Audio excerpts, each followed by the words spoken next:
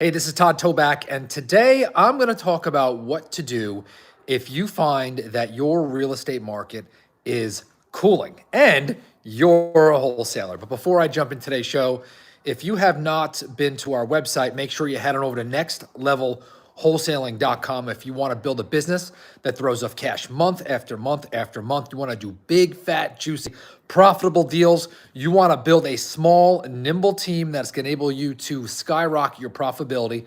Go to nextlevelwholesaling.com. I've done over 1,400 deals. I've operated in many markets, although my main recommendation is to operate in one. Hint, hint. And I've taught the most successful investors around the country how to generate huge profits in their business month after month after month consistently without building a huge team. So go to nextlevelwholesaling.com. I got a gift there for you. It's basically an assessment to rate where you're at in the four most important areas of your business. Take you 5 minutes, completely confidential. I won't share it with anyone because it's actually offline. You're the only one who will have access to it. And once you take it, your eyes are going to open. You're going to be like, wow, this is the next thing that I need to do. So make sure you go to nextlevelwholesaling.com. All right, so let's jump in today's show. I had a client today tell me, Todd, hey, what do I do if I feel my real estate market is cooling and my properties are not moving? And so I think that the question may or may not give you a hint about what I'm going to say, but either way, I'm going to give you a solution if your market is cooling. So the number one, let's say, trigger phrase for me is I feel. Feel is the most dangerous word in business. Our emotions trick us all the time. Sometimes we think the market's too hot and there's no deals out there and there's too many people competing. And then before you know it, we have a bad day, we can't sell a property, and all of a sudden the sky is falling and the market's cooling and we can't sell a property. And I got to tell you that most of the time it's up here. If you're watching this or you're listening to this on a podcast, I'm pointing to my brain. If you're watching me on YouTube, you see me, but you need a checkup from the neck up. And what do I mean by that? Well, the first thing that you need to do if you feel like your market is changing is make sure that you actually have some real data. I always like to be in touch with a good real estate broker in my town and area, and I like to get the days on market for properties. And I also like to understand the median sales price for single family homes. And if anything changes, I am going to be the first to know it because I have that data. So that's my first set. I'm going to get those numbers and see if actually the days on market are changing and prices. The second thing, though, that I'm going to do is I'm going to know my area pretty well, right? If I'm locking up houses consistently in one area and I know they're for 300,000 and I see that happening and I see a change happening on 3 or more occasions, now I know I'm starting to see a trend, right? Once is just a fluke, twice is a coincidence, and 3, it's time after time after time. And so you need to understand a little bit of what's going on in the street, because sometimes the numbers that you get from your real estate agent are delayed. So if you try to sell a few properties, you know the area, and you're starting to see that cooling, well, guess what? Write your thoughts down, write the properties down, look back in your data, and actually make sure that you are right. So assume for a second this is not in your head, and you actually do have a cooling market. It's really funny because I have many times made predictions of the real estate market, and I got to tell you, I've been pretty much wrong every single time. I actually have some videos that I haven't released talking about impending recessions multiple times, and that's not really the subject of this video, right? The one thing that I have learned is you always have to put your head down and focus on controlling the controllables, right? Controlling the controllables, because you cannot affect the economy. You cannot affect what houses are going to sell for on the open market. You cannot force a seller's motivation. All you can do is focus on your work habits, right? How many calls are you making a day? How many meetings are you meeting with sellers? How many times are you practicing your sales objections or listening to the no limits selling system, which, by the way, I highly recommend you purchase if you want to go check that out. It's my system for talking to motivated sellers doing huge deals, compressing the timeline it takes to get paid, and completely obliterating your fear of rejection. And you can check that out by nolimitsalessystem.com/backdoor. And so one of those things that you can control is obviously investing in yourself and practicing your sales skills. So assuming that you have your head on straight and you're like, hey, I got to control what I got to control. You want to keep your marketing intact. You want to be talking to sellers every single day. You want to be meeting with them in person. You want to be making appropriate offers so that you can make big, fat, juicy deals, right? We're not going to settle for these little skinny, tiny, little teensy, weensy, eensy deals, which are morale killing, bank shrinking, time wasting deals. You got to shoot for 50K or more. You got to do it. That's how you get a wholesaling business that is sustainable and profitable and going to have you growing this thing with a team, and you're going to have money to reinvest back in your marketing. And so it just grows and grows and grows on top of each other. Going to get to the specifics here in a minute on how to handle the cooling market, because you have to do those habits.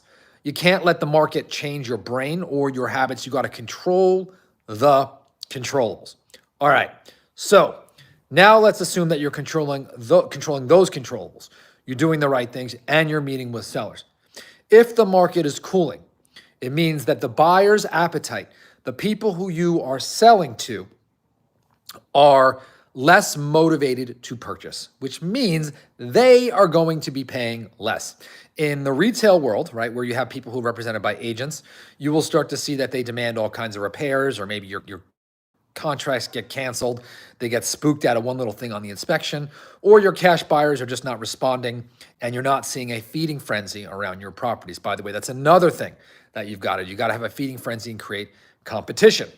So if, again, you are doing those things and you're spotting that now you are cooling it, you now know the only thing that you can do is negotiate a better deal up front with your sellers. Okay, you got to change your mindset and say, hey, you know what? Instead of 80% of value minus repairs, minus my profit, now I got to go in and I've got to pay 60% of value minus repairs, minus my profit. Now, that may be hard to stomach, and you're thinking, oh my gosh, sellers never going to do that. And the answer is, or my response to that is, yes, they will. The market dictates what a property is worth. And so if your end buyers are not paying what you need them to pay, well, then the market is coming down. And that means that you can't pay a seller, right, what they want. And what I mean by what they want is in terms of you won't be able to pay them what you previously paid them if, let's say, the market has cooled or prices have come down. Now, sometimes there is a lag effect before sellers realize it. So that's why it is so important that you keep your daily habits up, right? You're going to see a shift in the market. You're going to have to keep your calls going up. You're going to have to keep making offers. You're going to have to keep meeting with sellers, and you got to stand firm on your number. Okay, so I'm going to have you stick with that. The second thing, though, is you got to make sure that you get an inspection on every single property that you lock up. Because sometimes if you're off on your number and you made a mistake, because that does happen, you may have to go back and renegotiate with a seller. And so now you can use this professional property inspection to give a seller, and now they understand the property needs more work than you originally thought, and that will help you renegotiate. That's the second thing. By the way, you should be able to negotiate, hopefully after you buy the no limit selling system, inspections for like $250. And if you're like, Todd, I can't do that. Okay, maybe 300. But if you're giving someone any kind of volume, 2-3 inspections a month, they're super inexpensive. So order them on every property because you might need a reduction later. The other part of that is, again, you've got to make sure that you are continually expanding your buyers list and listing on the MLS. Your same old buyers, let's assume they put a property on the market and they weren't able to sell it for as much as they wanted to. They got burned on a deal. They will become gun shy, right? And so if you've got 2 or 3 buyers that have gotten gun shy and all of a sudden they want to pay less, or they've run out of money, or they've lost money on some deals, they're going to be really, really conservative. And so you have to make sure that it's not just those buyers, right? That's why you always need to bring in fresh blood. You always need to be selling to new sellers because buyers are fickle. If they have a bad month in business, don't let it be your bad month in business. You got to always be refreshing that buyer's list or list your properties on the MLS with a good broker. I've talked about this a ton on the podcast. If you want to find out more about that, you can search the episodes on how to get top dollar for your property. So that is my second thing. The third, and this is going to be very, very, very important, is you have to make sure that you follow up, follow up, follow up. I've seen a lot of contracts that you may have to cancel, that you may not get the deal, that you thought that you were at the right price and you're not. Again, this is in a cooling market. Sometimes you're going to have to let those contracts go. And then you can follow up with sellers later, 30, 60, 90 days later. Because if they go to another option, like listing with another real estate agent or selling to another investor, they will soon find out that they were off and that indeed they need to sell to you for another price. One more thing I'm going to give to you. Let's say you locked up a property and you're like, okay, I'm off and I'm going to need a reduction. The first thing that I do when I have to go back to a seller for a reduction in a cooling market is I tell the seller, I'm sorry. I tell them that this is my fault, that I screwed up, that I was off on my price. I wish that I was right, but after doing the inspection and after analyzing the market and seeing the change, it came up fast, right? That I screwed up and I gave you the wrong number. And you want to apologize because you want to disarm the seller. You don't want to blame the seller.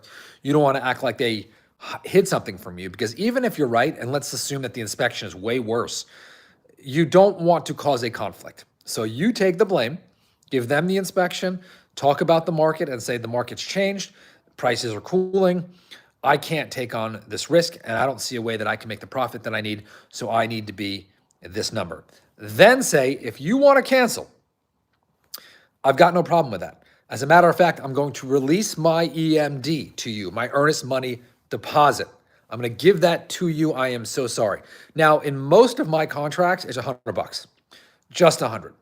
And so if you release that to the seller, they're going to be like, wow, that was nice. This guy just gave me $100. And they feel like they kind of got the pound of flesh from you, right? You've paid for your sins, and they start to actually feel a little bad for you, right? You paid for the inspection, you gave them the $100, you said you were sorry, and they wish that things would have worked out. They've got a good taste in their mouth. They trust you. They like you. They want to do business with you. Maybe they're not ready to do business with you just yet, okay, but you're planting some seeds. You will reap what you sow, and you just planted more seeds. Maybe 2, 3, 4 weeks will pass by. You call them up to follow up. They say they haven't sold it. Boom, now they're ready to take the lower price. Lock it up. Call your cash buyers. Make them compete. Sell for top dollar. Boom, you are back in business. And that's how you do a 50K deal in a cooling market. So I hope you enjoyed today's show. It was inspired by one of my really, really successful clients, total rock star. Thank you. Thank you, Joe. You know who you are, and I appreciate it. If you have not gone to Next Level Wholesaling and taken the assessment, go there right now, nextlevelwholesaling.com, and I will talk to you on the next episode. Bye.